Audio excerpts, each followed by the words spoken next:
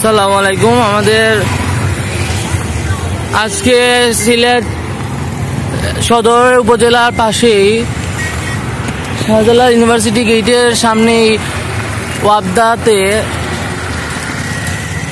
Machine blast করে আগুন লেগে গেল। সমস্ত এলাকা জুড়ে বিশাল অবস্থা আপনারা দেখতে পারতেছেন। কি অবস্থাটা দেখতে পারতেছেন, সমস্ত এলাকা জুড়ে শুধু ধোঁয়া, আগুনের অবস্থা মারাত্মক।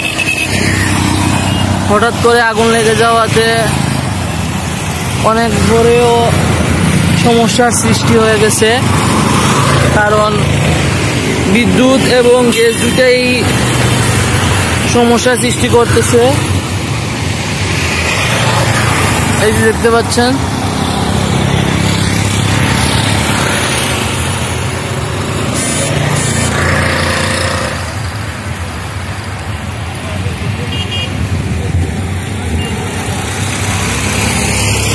খুবই মারাত্মক অবস্থা, মর্মান্তিক অবস্থা।